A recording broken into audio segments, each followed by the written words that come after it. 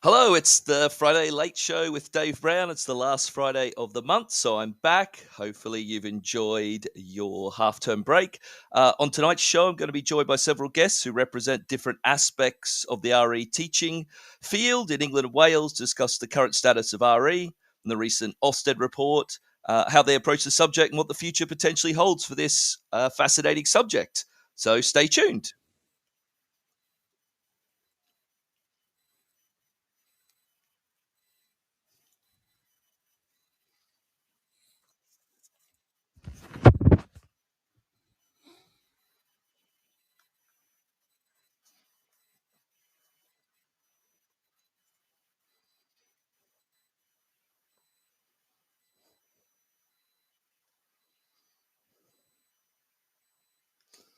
Okay, so like I said, it's that time of the month. It's the last Friday, and you're with Dave Brown. I can see our guests have all connected and they're listening in. I'm going to start with Ed.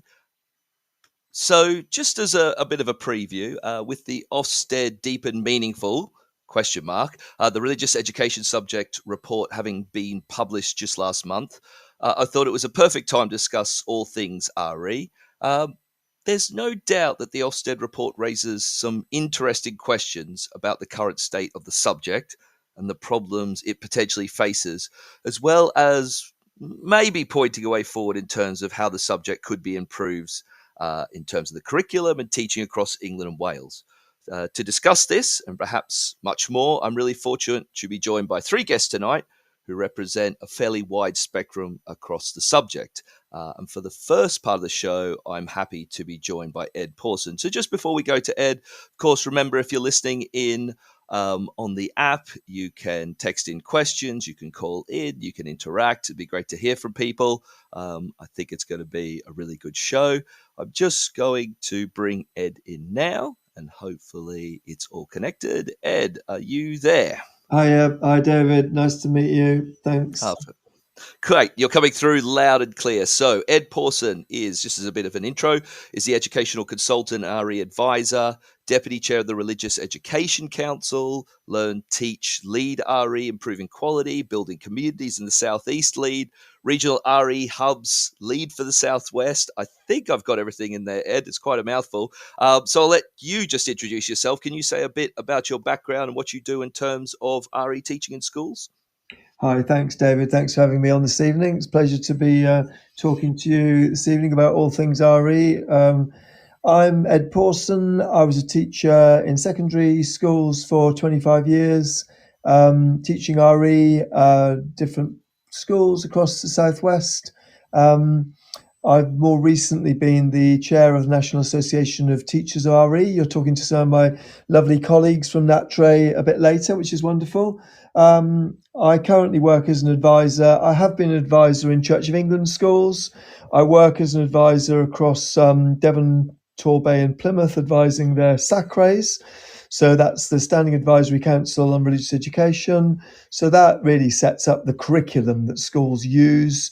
And it's a real privilege to be able to really work out what teachers need, primary and secondary teachers, to make RE brilliant in schools. So that's one of my roles. I'm also, as you say, the deputy chair of the Religious Education Council of England and Wales. And, we coordinate as the REC between 60 and 70 organisations that are interested in religion and education. So that means that we have members who are from the Al Khoi, they are Shia Muslims, the A, through to the Z, the Zoroastrians, through various Buddhist groups, Christian groups, Jewish groups, Muslim groups, Hindus, and so on. And those organisations, the Church of England, Catholic Education Service, Jewish Board of Deputies, they're all groups that are interested in this country in really in creating good RE in our schools. Schools vary. Some are academies, some are local authority, some are private, independent. But whatever schools they are, and they'll do different sorts of RE in different schools. But we want that to be high quality wherever it is. And we want the religious and faith and non-religious groups, like Humanist UK, for instance, to have a say in that, in understanding what a broad, diverse, inclusive curriculum should look like. Okay, really interesting. Just as a starter question, why is RE such an important subject in your belief?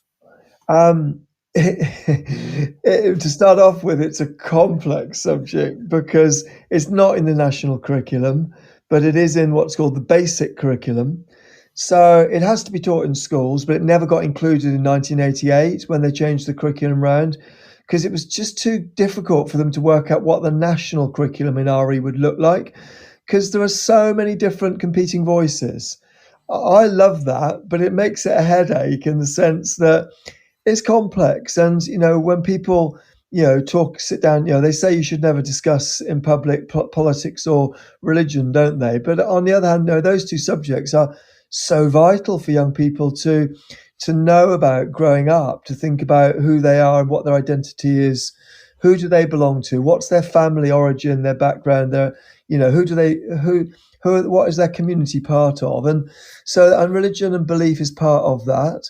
So, RE is an essential compulsory part of the curriculum. It's not national curriculum, it's determined locally.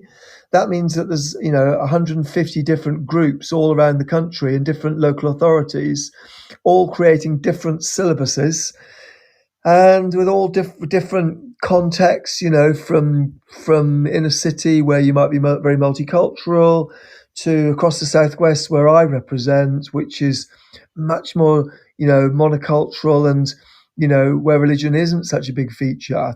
So we've got quite different sort of experiences that our young people will be having in what families they belong to, what they experience and know about from their own home life, and walking to school. And in a city, they might walk past a gurdwara or a temple or or a synagogue. They might meet people with skull caps on or hijab. The kids that I work with a lot of the time, they're coming from rural areas. They get to school on a bus. There might be a chapel in the local village, but that's probably not attended by many people. That would be their sum total experience of religion. Mm. So it's such a different subject, and it's so vital for young people to realize that people have very different experiences in their families and communities and cultural life. And if we don't meet and learn and sort of interact with each other, then we're going to get quite a narrow view of what the world and what communities and what society's like. Yeah, thanks so much for that. That's really interesting. I just wanted to pick up on something that you said when you were talking through. I think, as someone who doesn't teach RE, one of the most surprising things when I was reading about the subject and doing research for this show is that it doesn't have a national curriculum. My understanding, if I'm correct, is that it's unique as a subject in that sense. That is correct, isn't it? Yeah, pretty much. I mean, yeah, it never has, and that's partly because I say it was just too much of a thorny issue in 1988, and RE does look quite different in, say, a Catholic school than it will in a community school, and what that's the title of it, religious education. I mean, in 1944, when the law was first cast on RE, religious education really meant instructing children in their religion. And that effectively meant being an Anglican. And if you weren't an Anglican, then there were various get outs for schools that they could educate you differently in different sorts of schools. But actually, it's grown up very differently in different sorts of schools. What do we mean by religious education? We certainly don't mean educating children to be Christians today. That died out in the 1960s or 70s, really. And we started to develop an understanding that RE was more about the education about religion rather than educating children into their religion. So actually, I mean, more recently, we've begun talking a lot more about an education in religion and worldviews, which sort of casts it a bit more in an inclusive context and doesn't carry that connotation that you need to be religious to be part of the subject. Because actually, obviously, that excludes a lot of children who say, well, I'm not religious, so why should I be there? Yeah, I mean, I think you've answered my question. My second follow-up was just going to be, why is there no national curriculum? But it's just, well, I mean, I'm going to get into this later on with you. Is there a way forward? But my next question is, obviously, I want to talk to you a lot about the Ofsted report, which came out last month, called Deep and Meaningful. I don't know what's a question mark there. A religious education subject report. Would you be able to give our listeners just a brief overview and context, and then we'll get into what you actually think? But just at the moment, what was sort of what brought it on? What's the background to it? A very brief overview. I know it's quite a long report. If you could just set the scene a little bit before we get into sort of dissecting it, that would be fantastic. Yeah, sure. So RE gets inspected in schools, just as any other subject would. Although a bit frustratingly, a lot of our teachers' experience is that it does get missed out quite often. But it is a core subject, so therefore Ofsted does look at RE in schools and they report on it. I mean, it is a fact that only about 5% of inspections do a deep dive into RE, when maybe 30 to 40% of inspections do a deep dive into, say, a subject like history. So we have got quite, but anyway, so technically Ofsted inspects RE. Now they always have, because it's, as I say, it's part of the curriculum. Um, in up until 10 years ago, until the early days of the coalition government, Ofsted was instructed to produce an annual report for every subject. Now, the last of those reports was produced in 2013, and in 2013 there was an inspection report into RE, and it was pretty dire. It was quite damning, and it said, "Look, RE just isn't working properly. It ought to be a transformative subject. It ought to be, it has a big role in how." In helping young people grow up, really in understanding who they are in society, and yet actually it's not working properly. And there's a bit of a call sent out on that. Now, those reports stopped for 10 years and they've been reinstated now. And 10 years on, another report now, the next report, says, well, 10 years on, nothing's changed. How is this? That actually in 2013, Ofsted was noticing a number of subjects were not good enough. And actually, all of those now have moved on, pretty much except for RE. So, what is it then which is still going wrong? Which actually we need to be, government itself has not taken up the challenge which was set out 10 years ago.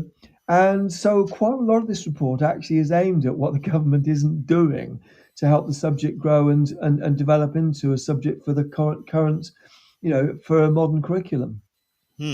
So, I mean, we've slightly discussed this before when I was talking to you previous to the show.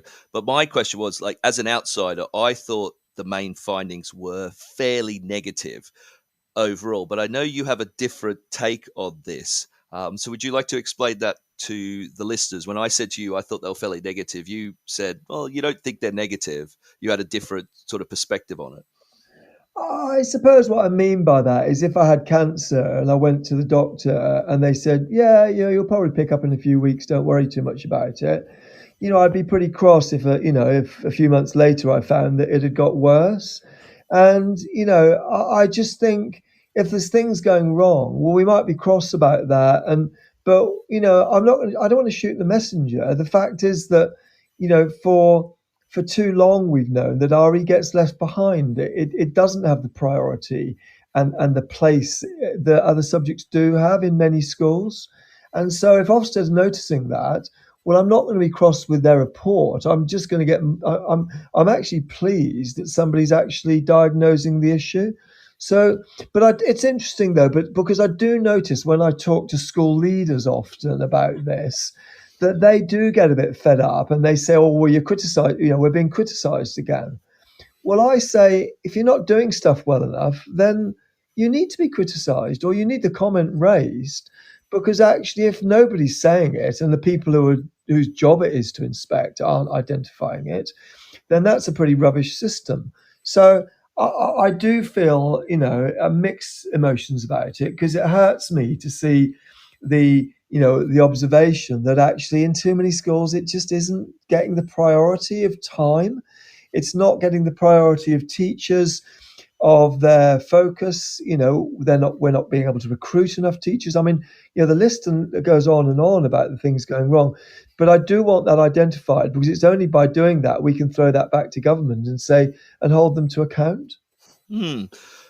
I guess sort of following up on that, my next question was going to be, what are the big factors that RE is struggling with? You've given some, which is the time it's given in the curriculum. What would you say for you? I don't know, maybe a top 4 of the big issues that you think RE struggles with that are identified in the Ofsted report, or even in your own opinion as well? Yeah, sure. Well, I mean, I think number one is that the government has got to pick up the baton here, because actually, they have continued to allow the subject. I mean, Michael Gove notoriously said that he didn't realise that RE would be damaged by leaving it out of the EBAC in 2015. And, we were telling him this would be a problem. History and geography as humanities subjects are part of the EBAC. RE isn't. And he admitted later that he thought, well, it's compulsory, so schools will be doing it. And, he was just ignorant about that, to be honest. And he did admit later that it was a mistake. So I think, the government, the report says the government should urgently update guidance for schools about its statutory expectations. It needs to ensure that there's appropriate clarity about what is taught in RE. Now, the difficulty there is that if RE is governed locally, it's quite hard for a national government to be able to say what should be taught, because it's not under their jurisdiction. But this is the muddle we're now in, because probably there's so many more academy schools now which don't need to follow local authority guidance about subjects like RE. So we've had this slide, really, which at no point the DFE has said we need to take this seriously. And it just makes it very complicated for head teachers to understand what they should be doing. And the danger then is that they just ignore the subject, because the complexities are too great. So you asked me for priorities. Number one is government taking it more seriously. I mean, number two is probably still back to government, which is about recruitment, because actually, certainly in secondary schools, it is so hard. I mean, in my part of the world, in the southwest, virtually every teacher training course has closed down. It is impossible to find good RE teachers who are coming through from training.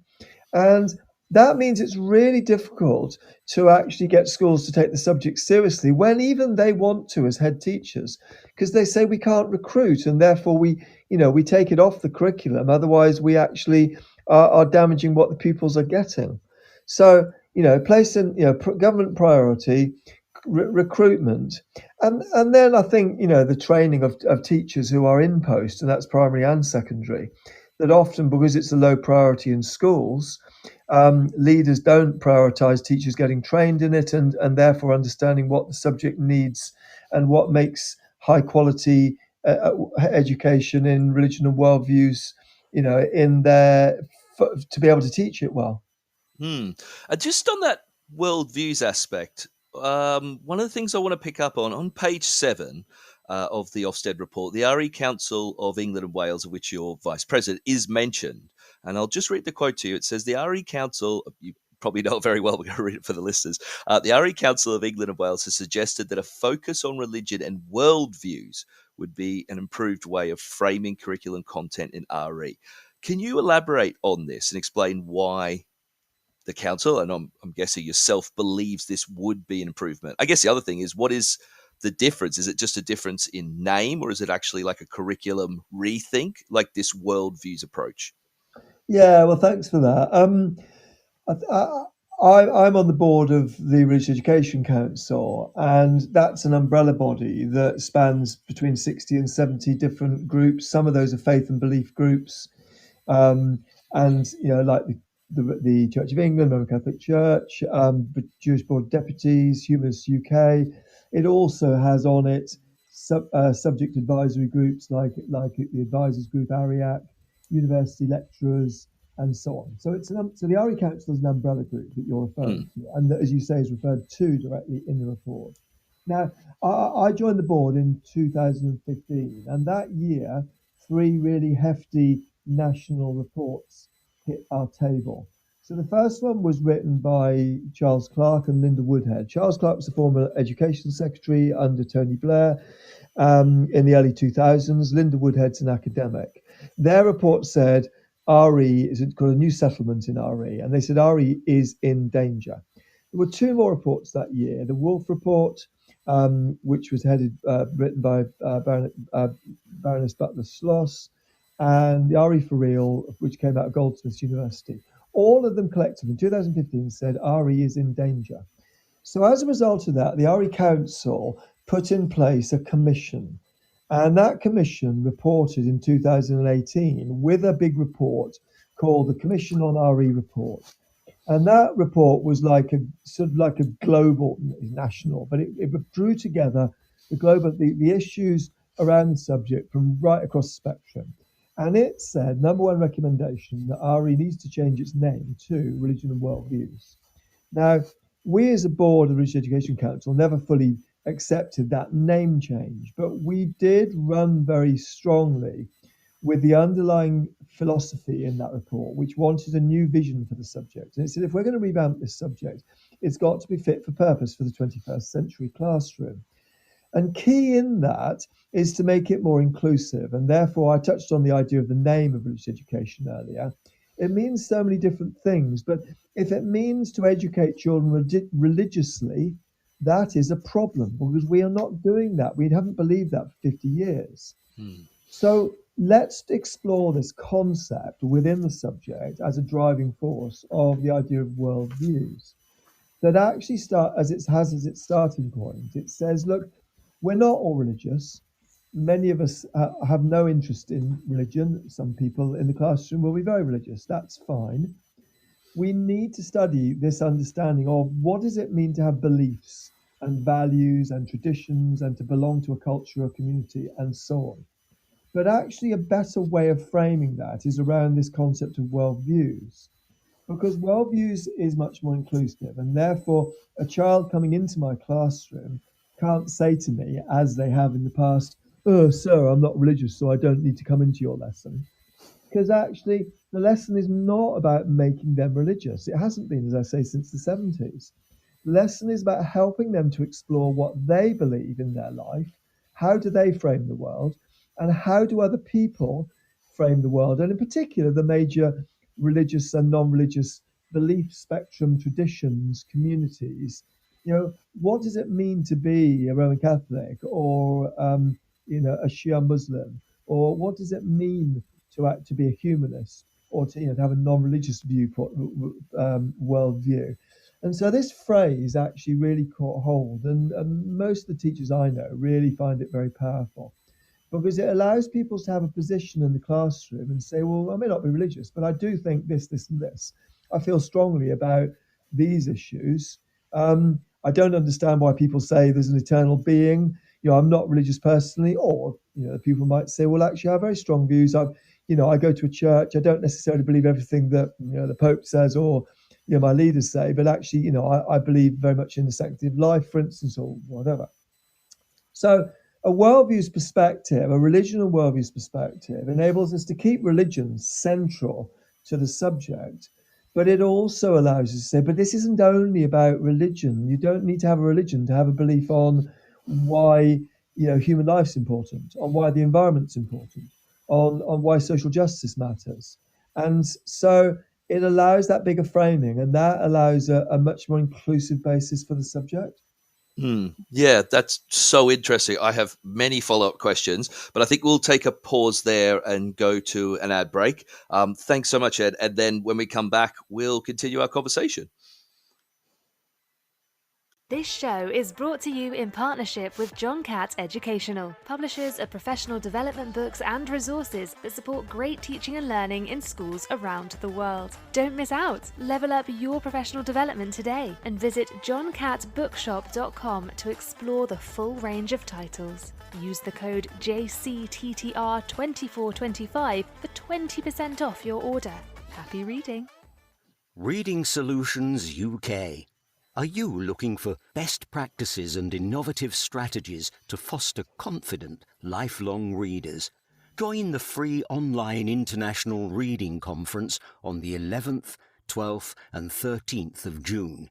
Hear from speakers like TV personality and education expert Basit Siddiqui, beloved children's author Michael Rosen, fluency expert Tim Rosinski, EEF specialist Chloe Butlin, the National Literacy Trust's Irene Picton, and a range of experienced practitioners, including MATS leaders, deputy heads, heads of English, high-level teaching assistants, and school librarians. Through the 3-day conference, speakers will explore a range of topics at the forefront of the current educational landscape, with sessions relevant for all educators and key stages. Visit Reading Solutions at readingsolutionsuk.co.uk for more information and to sign up for this free conference.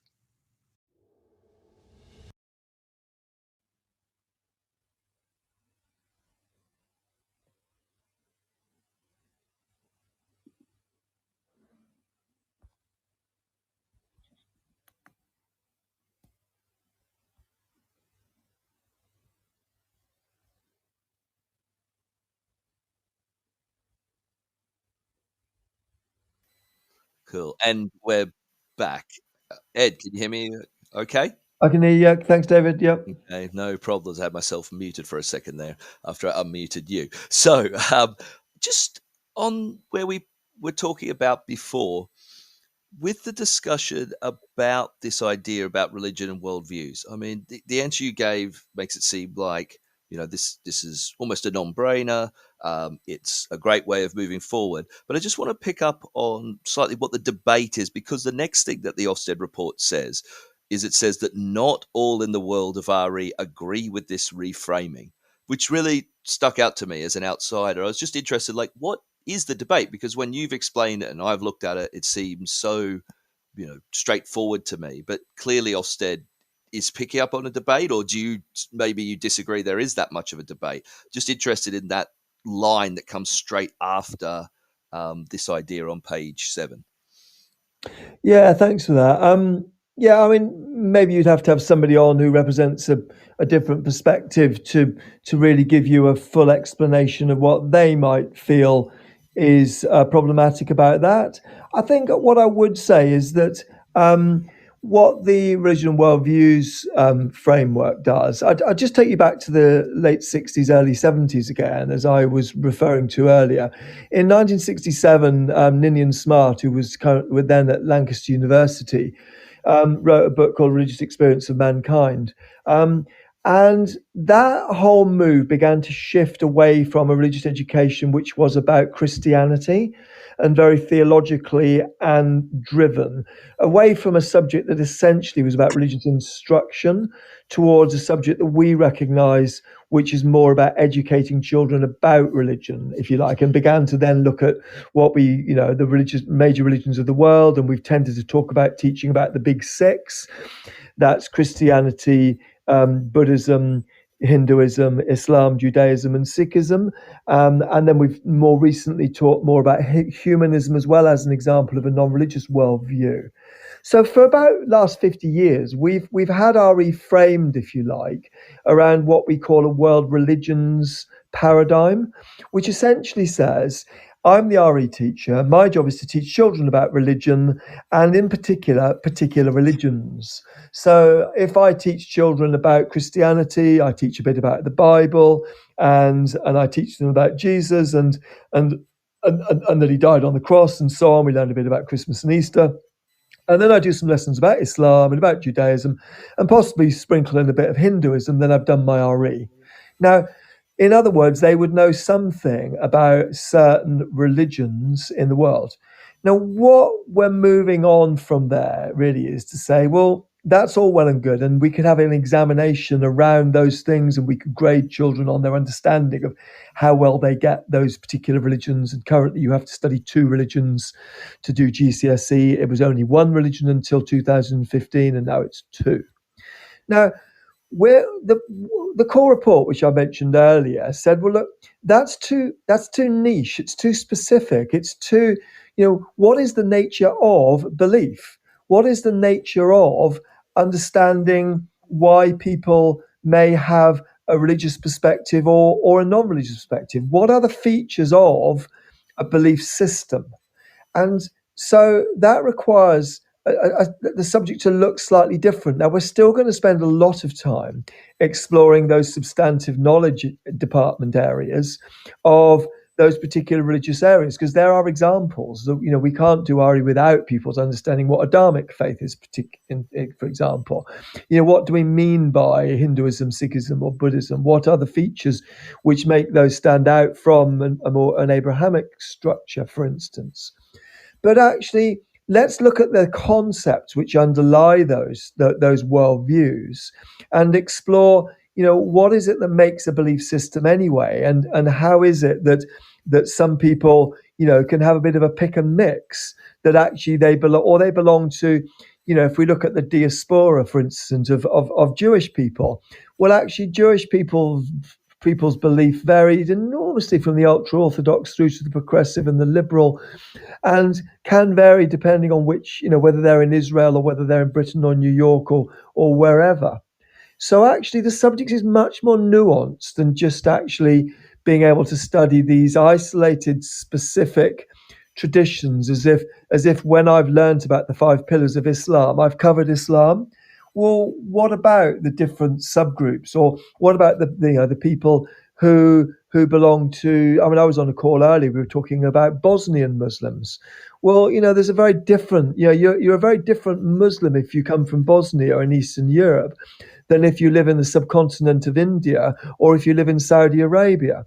So a grown-up RE is much more diverse and much more focused on really understanding the diversity and subtlety of place and context and time.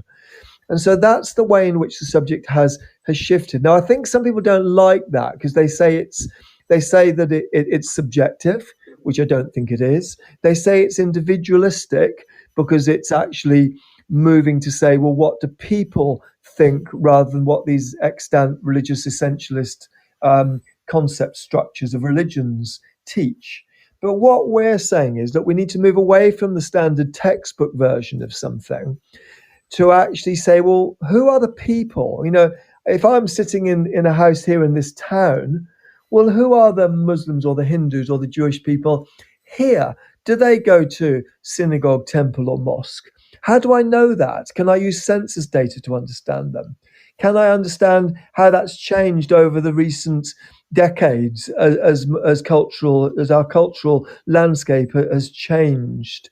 And so we're talking about a more mature subject. Now, I think some people who teach very strictly to examination subjects, to go back to answering your question, why is this problematic? I think some people fear that this is losing a focus on the central features of the religions and the depth of academic study. Now, I just don't accept that, because I think, I think a religion and worldviews approach can be as challenging, if not more mature, because it emphasizes the different disciplinary approaches to the subject, whereby we'll ask teachers to think and plan, well, what's the philosophical understanding in the way that you're looking at this subject? What's the theological way that this subject can be answered? And what's the sociological angle? So in other words, if I'm, say, studying Islam, I'm going to say, well, who are the Muslims locally? That's the sociology of it. What's the philosophy of it? Well, what does submission mean? How do I even submit my life to a divine being if I don't even know that there's such a being exists? So there are philosophical angles to it. And actually those ideas track very specifically into higher education, into being, having a real disciplinary focus. And so I don't really accept that this is dumbing the subject down from an academic perspective, but that is one of the criticisms which is raised. I mean, there's so much to pick up on there, Ed, but I guess my follow-up question is, the report says the sector does not agree on the distinct body of knowledge that pupils learn in RE. But from the answer you just gave, this seems incredibly difficult when it comes to RE. Do you think it's even achievable? Could you ever in RE have, something that is a distinct body of knowledge that could be agreed upon? How much debate is there on this aspect? I know you could say this about any subject. Well, of course, not everybody agrees on what the history curriculum should be, but is there almost too much debate in RE and is that one of the problems that Ofsted is picking up on? Well, I was just going to chuck history back to you, actually, and it's Yeah, I mean, it's true. because I think history is your discipline. Is that right? It sure is, yes. And so, you know, as a historian, that somehow you as teachers have to come to an agreement. Well, what is in the curriculum? Because we damn well can't teach every epoch and every century and every, we can't do the Romans, the early medieval. We've got a problem with talking about Anglo-Saxons these days. We can't do the medieval, the Plantagenets, into the Tudors and Stuarts. We can't do it all. The difference with history is that you haven't got Tudors and Stuarts who are coming and campaigning to say, why have you left us out? Because they're all dead. Whereas in RE, we've got all those subject communities around, campaigning and saying, we want more Hindu. Why don't children know enough about Hindu traditions, for instance? And so there is a more live debate in RE than perhaps there might be in some subjects. I mean, maybe English is a better example where, we've got oodles of literary genres we could cover. So we've got to find tracks through the curriculum to do this. And as you quote from the report, it quite rightly says, well, we're not going to come to an agreement on that. Because actually the religious communities, each and every one of them in their diversity, want their particular area to be taught about, quite understandably.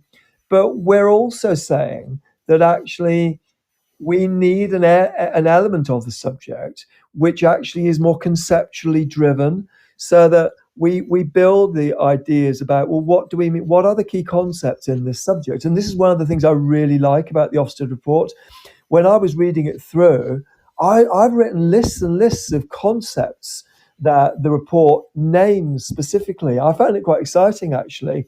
Covenant, dharma, prophethood, festival, celebration, forgiveness, light, authority, traditions, belonging, identity, and so on and so on.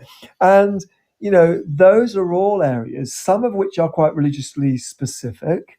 So if I'm teaching Christianity, for instance, I'm going to teach about incarnation, salvation, forgiveness, gospel, and so on. If I'm teaching about Buddhism, I'm going to teach about suffering, sangha, and enlightenment, awareness, attachment, and so on. Some of those are quite specifically religious. Some of them are more generic. Now, somewhere we've got to try to come to an agreement. Well, have we? We have, because in every school, there's got to be agreement and clarity of that syllabus.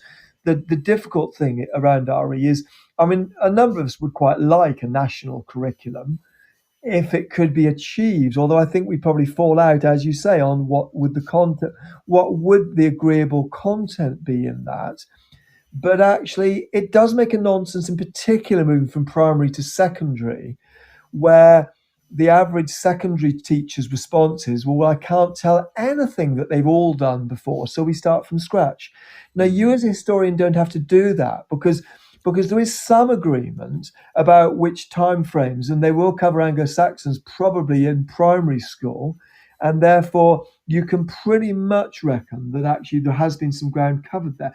And you've also got key concepts around continuity and change and around chronology and those sorts of things that you can build on. Now, RE is really problematic. This is why the report is aimed at the government, because we don't have those structures.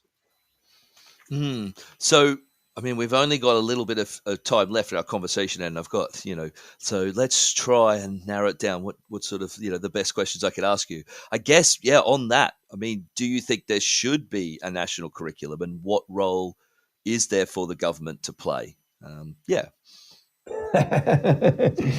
Well, I've just said that, I have a personal view, maybe that it would be beneficial. We are so far away from that because of the way that the subject has been structured and has evolved. So I'm the Deputy Chair of the British Education Council. It is certainly not our policy to say there should be a national curriculum. Okay. Because we represent so many different groups with so many diverse views. And I think you're talking to my friends from NatTre later. I think they would tell you likewise that NatTre doesn't have a view about whether there should be a national curriculum. I think what we all agree is there should be more clarity and there should be more understanding. I mean, to a degree, actually, we're going to get an Oak Academy syllabus next year, which will have I think, quite good materials. I wonder if, there's going to be if Oak Academy exists after, a possible change of government. Who knows?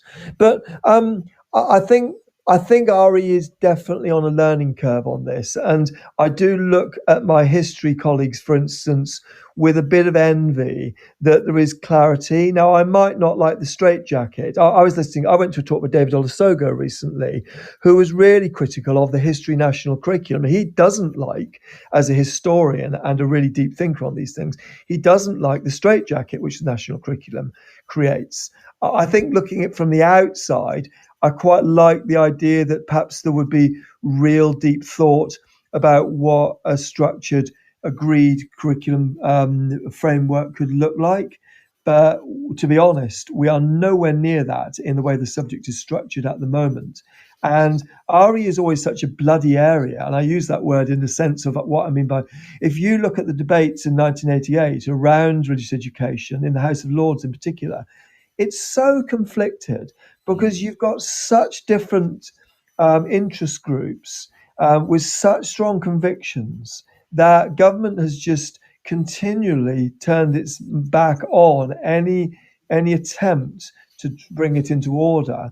But that's why the REC exists, because we can say that we represent this broad spectrum of over 60 groups that does give us some mechanism to be able to speak with a voice, although we find it hard to have one voice. And we, as I say, we wouldn't over a national curriculum because we couldn't, because our broad base has such divergent views.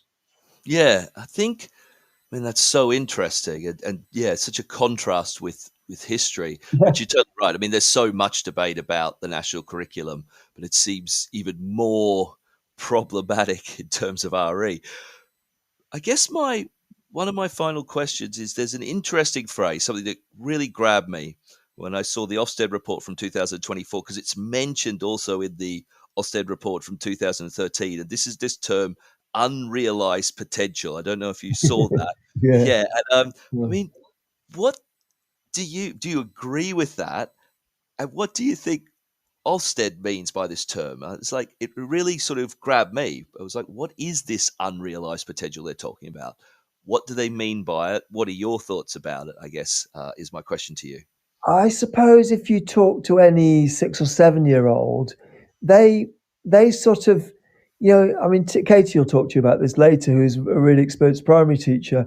You can have some amazing conversations with young children about the nature of the universe and whether God exists and, why we're here and so on.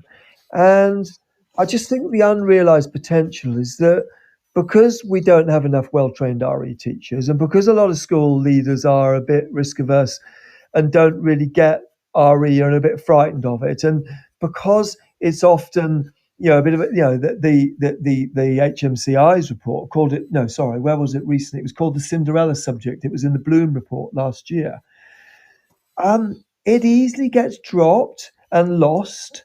And so, for instance, in the Rishi Sunak wants to recast the A-level curriculum, and he wants to bring in what he calls advanced British standards to actually be this new idea in schools. But there was no RE in it because it just gets forgotten. And so the potential is that every child is capable and needs to think critically, evaluatively, deeply about why we are here and what our duty is on this planet to each other, and why we have a responsibility for each other, why spirituality matters, whether you're religious or not, and what the religions have to say, and non-religious belief systems have to say, to guide us in the deeper sense of our values and our ethics and so on. Now, those are really grounding forces in our lives, and yet we ignore them at our peril, because we then build a life on materialism and on consumerism and on just what we can get for now, without that reflective, contemplative sense of that the religious traditions can remind us of. So the unrealized potential is actually of a subject that, because it remains in the background or the hinterland, it gets forgotten about and ignored too easily. if there wasn't good history teaching in a school, I think Ofsted would pick it up quite quickly. And they'd certainly pick up if there wasn't good maths and English teaching. If RE isn't good enough, it often gets missed. And that's not right for a subject which actually represents a crucial area of human, personal, and philosophical development. Ed, that is an amazing way to end. It's been an absolute pleasure. I've learned so much. It's been really interesting, enlightening. I can't thank you enough for giving us your time tonight. Well, Dave, thank you very much for inviting me. It's been a real pleasure for your really good questions. You're not an RE specialist, but you've dug into this. I know, because we talked last week, and I've enjoyed your questions, and I think you've really got to the centre of some of those really thorny issues. So thank you. Thanks so much, Ed. I really appreciate it. So I'm going to bring in Katie and Joanne in a second. But before we do that, let's go to the news. And when we come back, we're going to continue this conversation about RE further. This is Teachers Talk Radio. And this is Teachers Talk Radio News.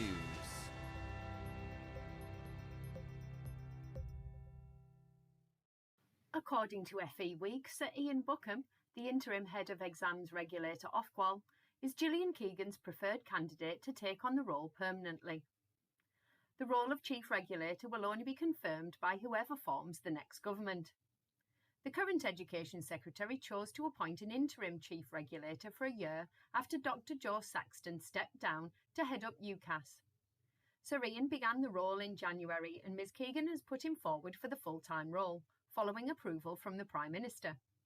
However, Sir Ian's pre-appointment hearing with the Parliamentary Education Committee will not take place until after the recently announced general election on July the 4th.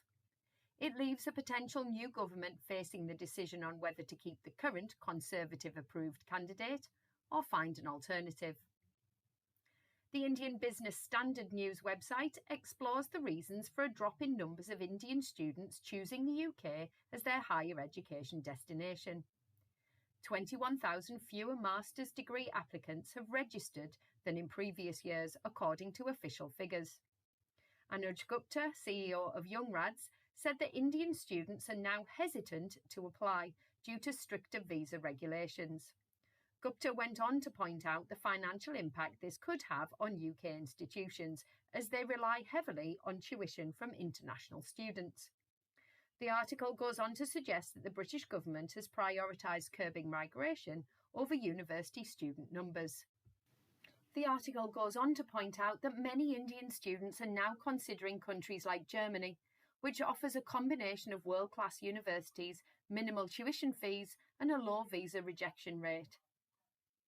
In Wales, the BBC reports again on measures some head teachers are taking to save cash as budget squeezes continue. A primary head teacher in Pembrokeshire is reported to be moonlighting as his school's caretaker, seeing to day-to-day maintenance, testing fire alarms and water hygiene, alongside teaching and headship itself. Many other schools are responding by cutting jobs. According to the report, the Welsh Government said its budget was £700 million less in real terms than when it was set by the UK Government in 2021. Councils have confirmed to BBC Wales News that nearly 200 schools have been discussing redundancies in 2024, with cuts largely directed to welfare and support services in schools. The BBC also reports on an open letter sent by head teachers from schools across St Albans to parents. The letter calls on parents not to let their children have a smartphone before they are 14.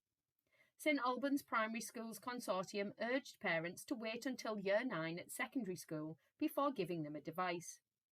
In it, the letter talks of how the devices could expose children to a number of risks, and that whilst it was understandable that phones could give parents peace of mind, children's phones do not need to have access to the internet in order for you to keep them safe. This show is brought to you in partnership with John Catt Educational, publishers of professional development books and resources that support great teaching and learning in schools around the world. Don't miss out. Level up your professional development today and visit johncattbookshop.com to explore the full range of titles. Use the code JCTTR2425 for 20% off your order. Happy reading. Reading Solutions UK. Are you looking for best practices and innovative strategies to foster confident, lifelong readers? Join the free online International Reading Conference on the 11th, 12th and 13th of June. Hear from speakers like TV personality and education expert Basit Siddiqui, beloved children's author Michael Rosen, fluency expert Tim Rosinski, EEF specialist Chloe Butlin, the National Literacy Trust's Irene Picton, and a range of experienced practitioners, including MATS leaders, deputy heads, heads of English, high-level teaching assistants, and school librarians.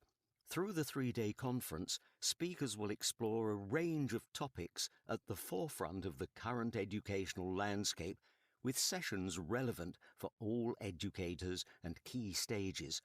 Visit Reading Solutions at readingsolutionsuk.co.uk for more information and to sign up for this free conference. And we're back for the second half of the show. So I want to bring in my second guest now. So I've got Katie Freeman, who is a primary teacher of RE. She's the chair of the National Association of Teachers of RE, Plymouth Hub lead for Learn, Teach, Lead RE, improving quality, building communities. And I've got Joanne Harris, who is vice chair of the National Association of Teachers of RE, an RE teacher and assistant head teacher. Hopefully, Katie and Joanne, you can hear me okay? Yeah, we can. Yes. Fantastic. Well, I guess the first thing is there anything you'd like to pick up on what Ed was talking about? I know you were listening into the show. I've got other questions, but I just thought it might be interesting to see if there's anything you want to add, any comments, anything you maybe disagreed with. What are your thoughts? Joanne, I'll start with you. No, I think I'm totally in agreement with Ed. I mean, we've worked together in the past, and I think particularly the idea that RE is just vital for pupils' education. And an education in religion and worldviews is really about understanding what does it mean to be human. And I think too often it is a Cinderella subject because there isn't always the correct public perception of what RE is about and how much it's changed. The amount of parents that say to us at Parents' Evening, oh, it wasn't like this when I was at school. I wish I could come back and do this. But that information isn't always portrayed clearly in the public understanding of our subject. And what about yourself, Katie? I think I'd pick up on a lot of what Joanne and Ed have both said about us being the Cinderella subject, if you like. But I think what's really amazing is if you go into schools, is the conversations you have with pupils about their RE. Just like Joanne said, you know, parents are saying, it's not like this when we were at school and we wish we'd done that as well. But the children are just so knowledgeable and interested. I think children are just interested in people and how different people live. And that idea of finding out about what makes them who they are, what is a worldview, and kind of how the diversity within those worldviews as well. So you might meet two people that are Hindu, but they might live out their lived experience, I guess, is different for both of them. And children just find that absolutely fascinating. And I think schools would be a sad place without RE. Well, one of the things Ed was talking about was just the time that schools give to RE, the priority they give to it. Now, obviously, you don't want to criticize your school, but I was just wondering in your situations, Katie and Joanne, I'll start with you, Katie, how much time is given in the priority of RE at the place you're teaching at the moment in terms of primary school? So I'm really lucky with my school. They really value RE, and they actually recruited me so that we could continue to give RE the kind of status in the school that it deserves. So in Key Stage 1 and Foundation Stage, the children have an hour of RE every week. And in Key Stage 2, we have an hour and 20 minutes. So they have really good quality RE every week. And we also, in our primary school, we do specialist teaching. So I teach the RE from Foundation to Year 6, but also working alongside other colleagues as well, so to help them to develop their knowledge of RE and give CPD so that they can teach it too. And what about yourself, Joanne? Yeah, I'm the same. I think both myself and Katie are quite privileged in the fact that we're in schools where RE is valued, and that's meant that we've been able to thrive teaching the subject and in our own career development.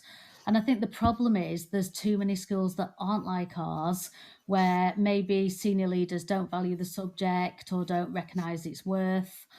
And that's when it gets sort of shoved in the background and not given the time, or not even given, the status it needs. And if it doesn't have the curriculum time, there's not an opportunity for it to deliver high quality, rigorous, challenging RE, because it is a subject that requires depth, and you can't get depth if you just have snippets and if it's taught alongside another subject. So there are some schools where it's blended with PSHE or put into Key Stage 4 as a subject called life, or it could be anything, but it's not really RE. And I think that's the problem.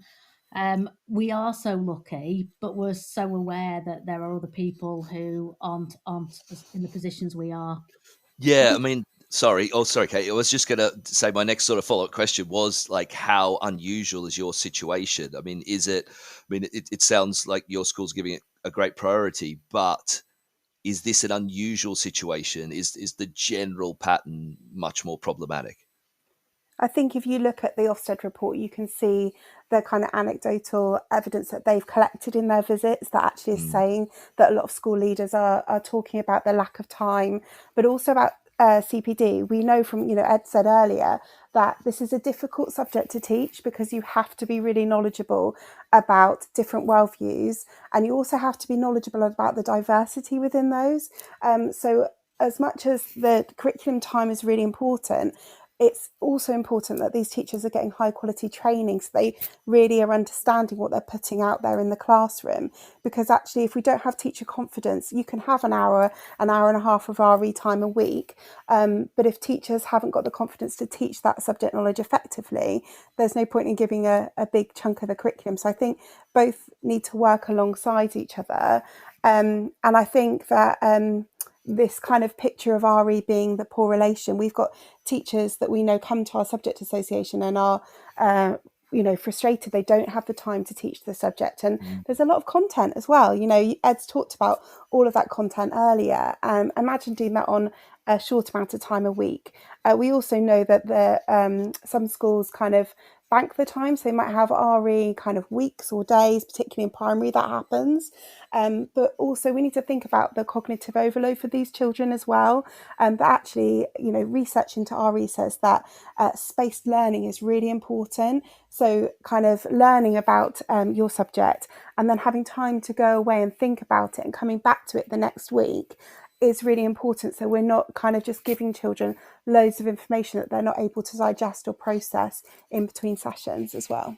I mean, yeah, I was struck with that when Ed was talking, just the amount of contrasting views, and even within religions, the debate within, different groups within these religious groups, and what you want to sort of focus on in terms of religions of, say, Christianity and Islam and even Buddhism, and how much you want to dig into the different diversions within it. So I ask you like a big question on that in terms of, well, let's start with you, Katie. What would you say you want your students to know by the end of year 6?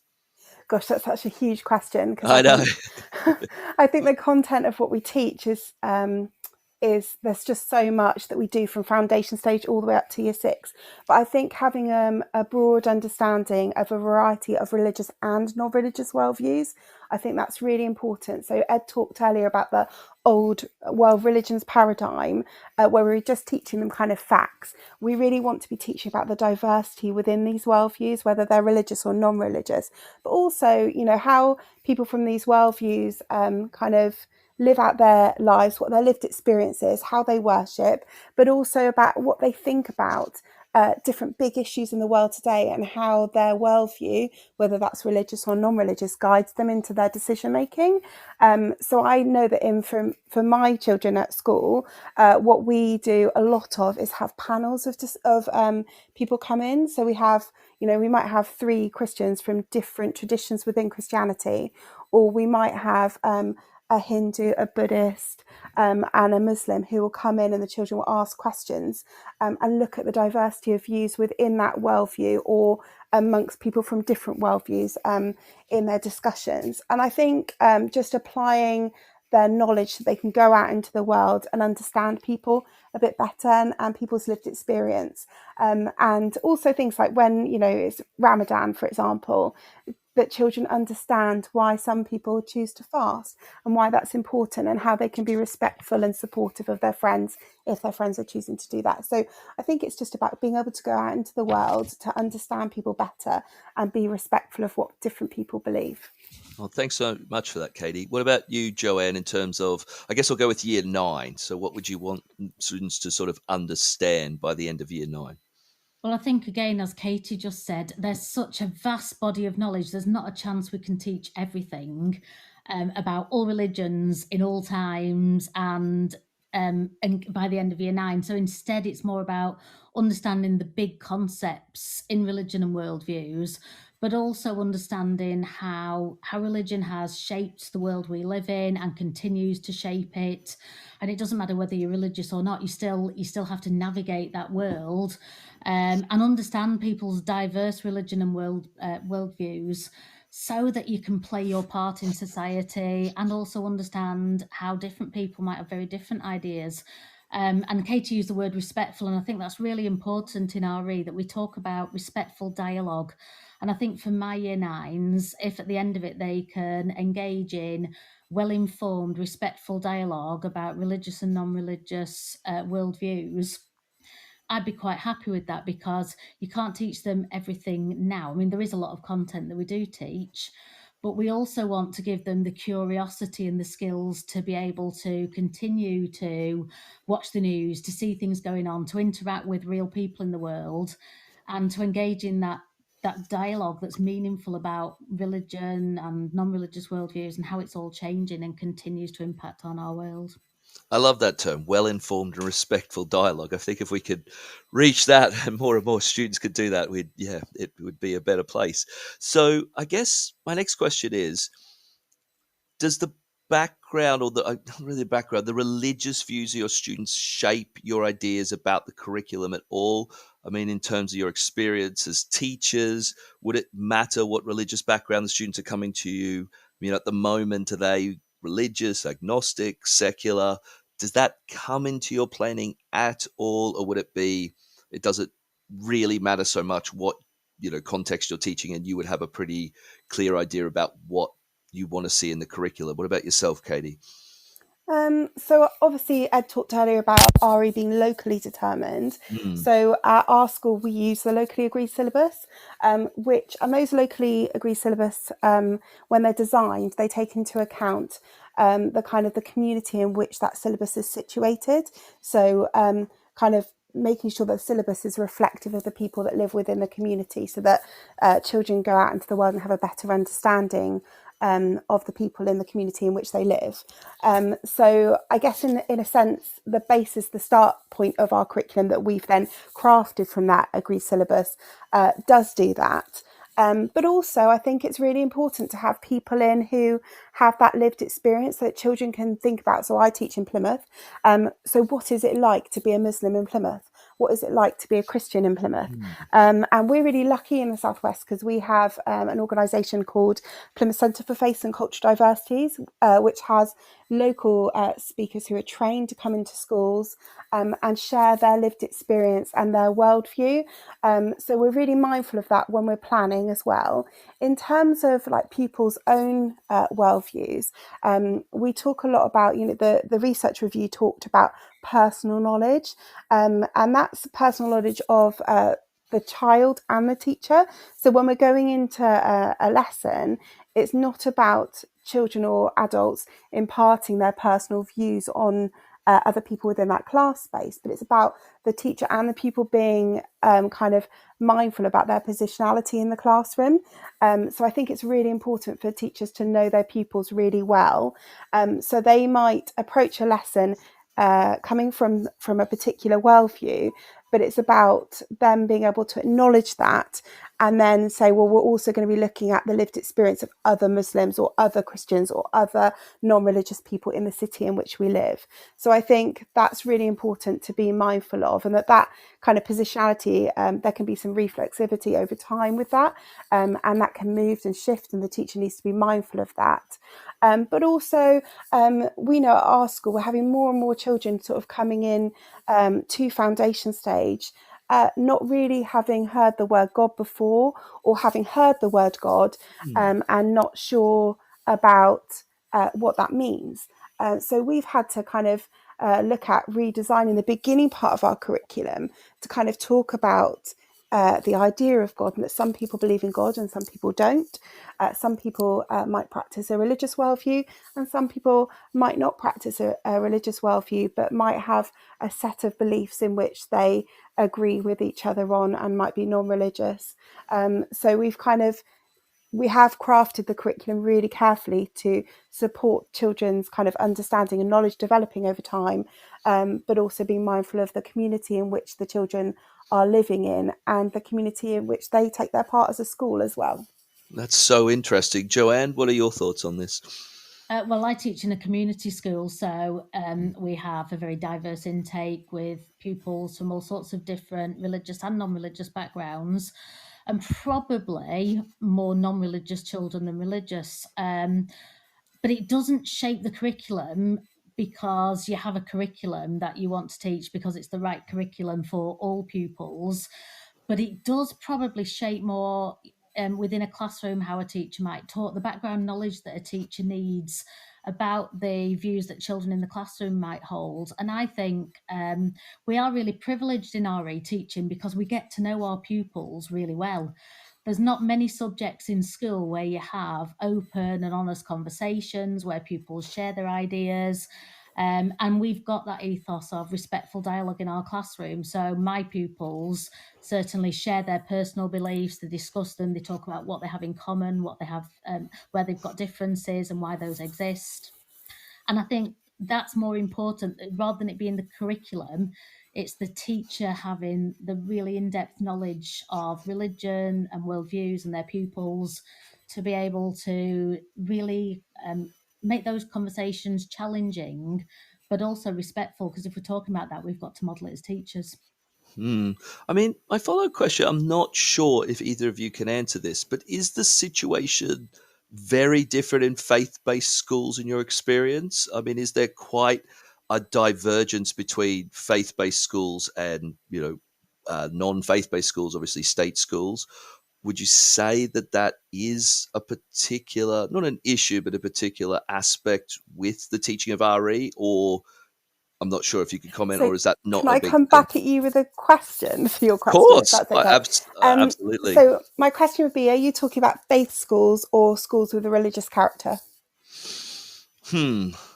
I guess schools are right. You might have to define the difference. I don't actually know the difference. I guess what I'm thinking of is a Catholic school. I live in an area where Okay. there's a couple of Catholic. There's a Catholic high school, Catholic primary school.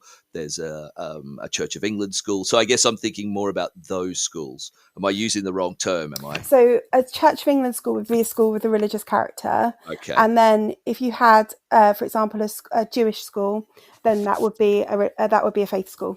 Okay, I'm going to go with a school of a religious character. Okay, Then is what I'm thinking. I teach in a school of religious character, and I teach exactly the same curriculum as I did in a community school.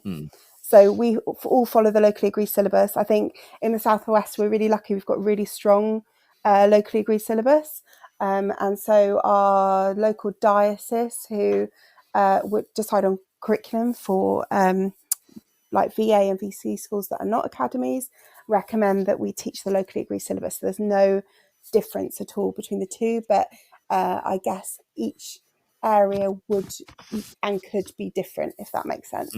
Yeah, and would you say that, how should I phrase it?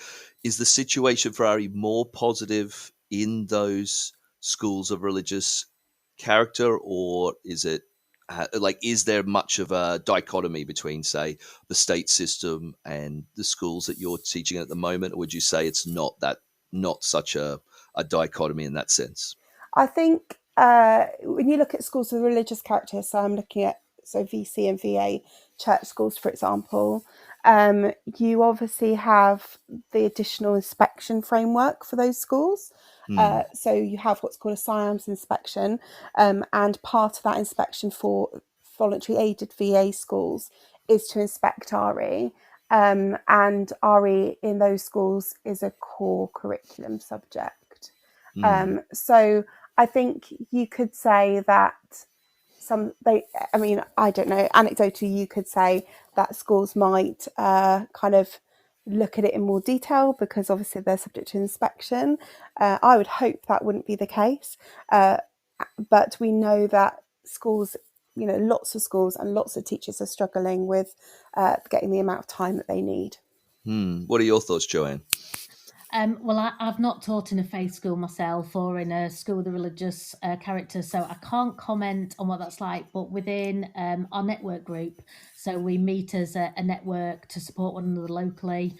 And we have people who teach in Church of England schools and Catholic schools, and they come along to the network and we all just work together. So it sounds like we're facing similar problems and similar struggles that we're trying to get through to make sure that I think what everyone wants, whatever type of school they work in, is for RE to be the best it can be for all children.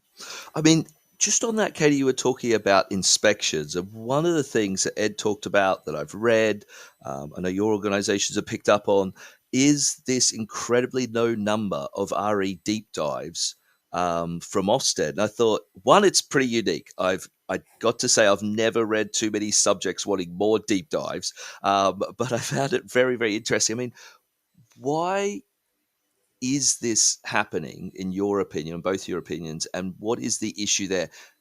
Why would more deep dives in RE during Ofsteds be helpful, do you think, for the subject? So I guess there's two parts to the question. Why is it that it seems to be so low in terms of deep dives, and what would having more deep dives do? I think it's really hard to say why it's so low. I think what we have to acknowledge as well, it's when we look at the church schools, if you're a voluntary aided school, so VA, which is the closer relationship with the church, you're not allowed to have a deep dive into RE because Ofsted say that that's SIAM's is role to inspect their RE. If you're a VC, you can request to have a deep dive into RE. So, but I don't think that necessarily creates the picture as to why they're lower. I think, unfortunately, I haven't got the answer to that. I think you'd probably have to go to Ofsted to ask them that. I think the reason that it's disappointing that we've got so few deep dives into RE is that actually with a small number of deep dives, it's really hard to know the picture of what RE is like in these schools. What's the offer that children are receiving? What's the work like? What's the time like? What's the assessment like? And what's the support for teachers like? I think we've talked a lot about time allocation and curriculum and all of those things, but I mean, at NATRE, we're really concerned about our colleagues, our teachers across the country, and what offer are they getting for their kind of professional development, and how are we helping them with those tricky subjects and the content that they've got to teach, and all of that subject curriculum area. I think also as a primary teacher, we might have improved a bit in terms of the offer of curriculum kind of training, that was specific training we're giving to teachers, but that might just be for the coordinator. So what about those 9-10 other classroom teachers who might be teaching RE on a weekly basis in their classroom but are receiving no training unless something comes through the school? So I think it would be helpful to have more deep dives so we can get a better picture, and also then we can work out what teachers' needs in terms of their professional development.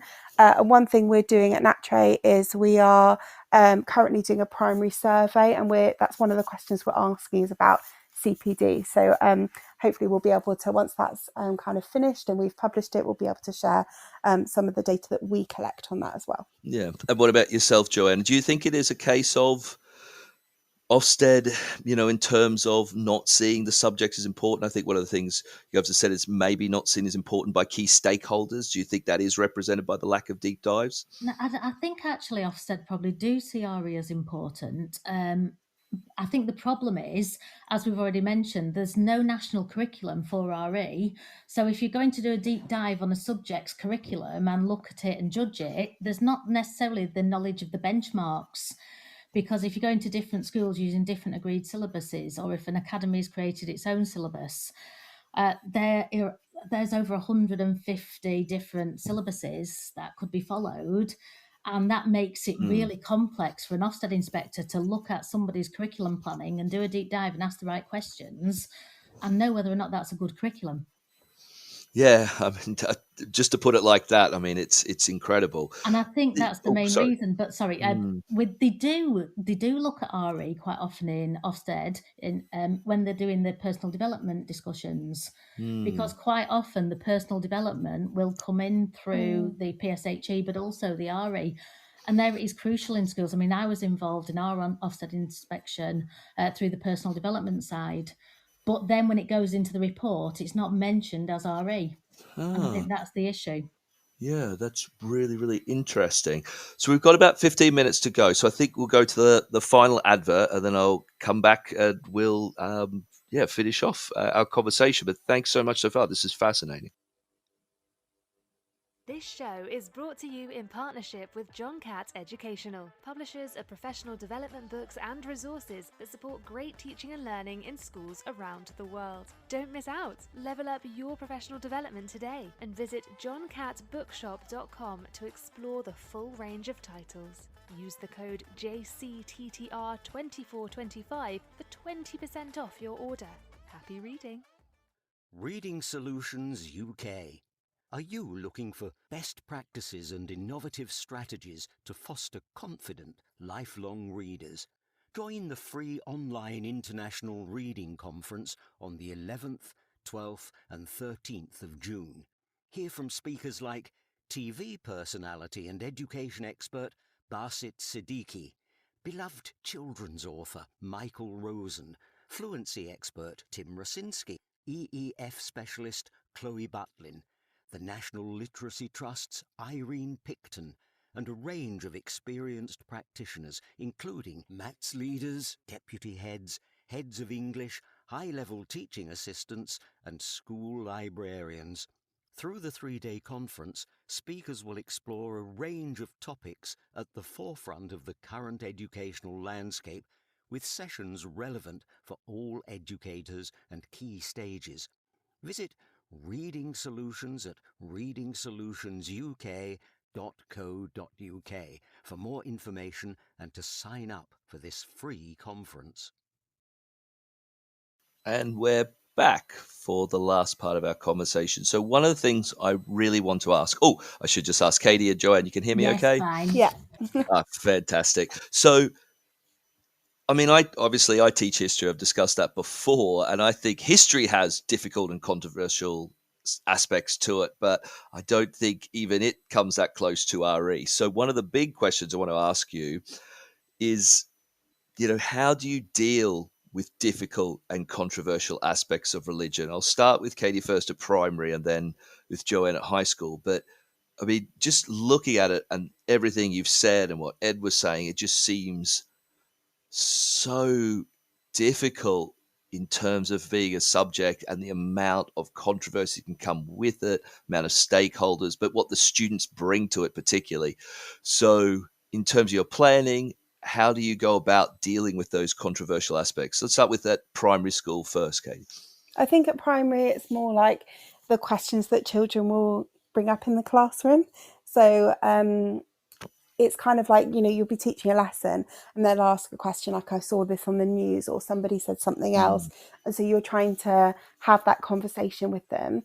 I think sometimes it's really important to say to the children, do you know what? I don't actually know. And just admit that there's nothing more powerful than going on that learning trip together and getting somebody in to speak about something that children might have brought up in the classroom. I have a colleague who I used to work with, and she used to have a box in her classroom, in her year 4 classroom, where she would say, ask the expert. So every time a child brought up a tricky question in the classroom or something she felt a bit uncomfortable about answering, she would put the question in the box, and they'd have a speaker in at the end of term, and they'd get the tricky questions out to talk about them. And I think that's a really good way of doing things, particularly if teachers are worried about dealing with those kind of tricky questions as well. But also just knowing your children. Joanne talked about that earlier in RE. We are really lucky that you do get to know them really well, because you have these deep conversations about tricky issues. And I think when you know your class well, you then create a really safe space for those questions to be asked and talked about as well. But again, I think it comes back to teacher subject knowledge. We've really got to help our teachers with that and invest in high quality CPD for them. And what about yourself, Joanne, at high school level? Yeah, I think I totally agree with Katie. The key issue is knowledge, that we need teachers who are knowledgeable, and particularly about the complexities that are involved in teaching about religion and worldviews, because if you get a teacher who says the wrong thing or responds in the wrong way, that could be dynamite in a secondary school. I mean, we've had cases that have been so difficult and got into the press related to teaching of RE, and we need to make sure, in order for that to happen, that teachers have the knowledge in the first place to teach well, that we've got lots of non-specialist teachers of RE in secondary schools. I mean, we are a shortage subject. And when you get non-specialist teachers who are trying to answer questions that children might ask in a classroom, or planning without the support given by an experienced head of department and a supportive SLT, that's when it can be quite dangerous. So it's support and knowledge for teachers. But I think also the other, I mean, when you were talking about planning, certainly in the Ofsted report, it refers to the fact that you can't plan a curriculum deliberately about controversial subjects just to make RE sexy. And I think there is some danger of that schools have think, well, how do I engage pupils? By making it controversial, by making it something a bit different. But if you rush into that before pupils have the knowledge to understand what they're talking about, you end up with the dialogue, but you haven't got the respect and the knowledge that informs that dialogue. And that's where, again, when it's dangerous. That's so interesting. I mean, one of the aspects coming out of the 2021 Ofsted report, so going back a couple of years on RE, was that, now I thought this was an interesting one. It said that discrete teaching of different religions might be a mistake, as children don't get a sense of the interconnectedness of the material. I was wondering what either of you thought about this. Is this something you agree with, or how do you deal with this idea? Joanne, if you want to go first. I think it depends on how it's understood as what they mean by discrete teachings of different religions. I think sometimes that's necessary. And certainly at my school in year 7, we have some discrete teaching of religions where we think we don't want pupils to end up with a mush of ideas thinking that all religions are just the same. So you could get some schools that just look at a concept or a sort of practice such as festivals, and just do a week on every single festival in every religion. And all pupils end up with at the end of that is the idea that, religious people celebrate festivals, and it's not really got that rigor and challenge. So I think you do need some depth about religious content, but I think also then the skill that a knowledgeable RE teacher has is throughout the year, you draw back so that everything pulls together. And so certainly in my syllabus, we have inquiry questions for each year, and it's like a coat hanger. So we might be teaching about discrete religions, or we might be doing a comparative study, but everything sort of hooks onto that coat hanger so that pupils can make connections. Because if you don't make the connections, it is all just very blocky and unitary study of religions. And that's not what we want. We want pupils to understand religion itself as a concept. And also how that is very fluid in some cases, and they have to be able to draw on different traditions and diverse understandings of religion and worldviews in order for that to happen. What about your thoughts at primary school, Katie? So actually really similar to what Joanne's just said. We have inquiry questions as well for each year group at different levels, and there might be some teaching of sort of discrete religions, and we will have an inquiry question like, what does it mean to be a Muslim in Plymouth today? Or we might have something looking at why do Christians celebrate Christmas, or why does it matter to Christians? And then they'll have at the end of the year our thematic topics. So it's where they'll look at all the different worldviews that they've studied that year, and they'll look at a big question and they'll think about how people from the worldviews that they've studied, so that knowledge they've acquired, applying it to how those different religious and non-religious people live out their worldview, and might kind of approach that issue. So it might be on, I don't know, we've got one on Green RE about why do people take care of the world, and looking at that from a religious and a non-religious perspective, and applying their knowledge of what they've learned to a big question as well. So they've got a real mix of, we don't want them just to know loads of facts, we want them to use that knowledge of religious and non-religious worldviews to kind of understand how people make sense of the world and their lived experience. Yeah. So, I mean, I've probably got time for two more questions. There's just so much to discuss. I guess you've almost probably answered this question, but I did see in the Ofsted report, one of the big criticisms was the oversimplification of aspects of religion. How much in depth, I guess, at primary and then at high school do you go into in terms of, well, there's different aspects of Christianity and they have these different disagreements, and different aspects of Islam and they have different disagreements. I mean, how do you deal with those problematic issues? How much do you actually go into it? Maybe I'll start with you, Katie, at primary school. Yeah, so we've been doing that for quite a long time, actually. I've been at my school for about 5 years, and we brought in the new kind of locally agreed syllabus at that time, but being really mindful. It was around the time of the core, just after the core report that Ed was talking about earlier. So we were really looking at how do we help children to explore the diversity within the religious and non-religious worldviews that they study. So it's certainly a key feature of our curriculum, and you can't obviously teach everybody's lived experience, because we've got people who kind of live out their worldview in lots of different ways. But if we look at in year 3, when I teach baptism, and we look at the story of Jesus's baptism, and we talk about how before we might have talked about how some Christians baptize babies as infants, to promise to bring up their baby as a Christian. And then we might have talked about, believer baptism as well. And we might have thought the diversity was really good, but actually it's on a whole new level now. So we'll teach about those two kind of lived experience, but we'll also talk about Baptist Christians who might worship in an Anglican church and choose to dedicate their baby in an Anglican church. So I think Trevor Calling, when he wrote in the core report and talks about this worldviews approach, he talks about the fuzzy edges and the messiness of lived experience, that different people do different things for different reasons. And I think we're really mindful of the fact that, with curriculum time, we can't teach everything, but we try to give children a really good kind of grounding in the diversity that they'll find within those different worldviews. So another example I might give is about teaching prayer in Islam. A lot of, in the past, you're hearing children in primary talking about all Muslims pray 5 times a day. But actually, what's the lived experience of that?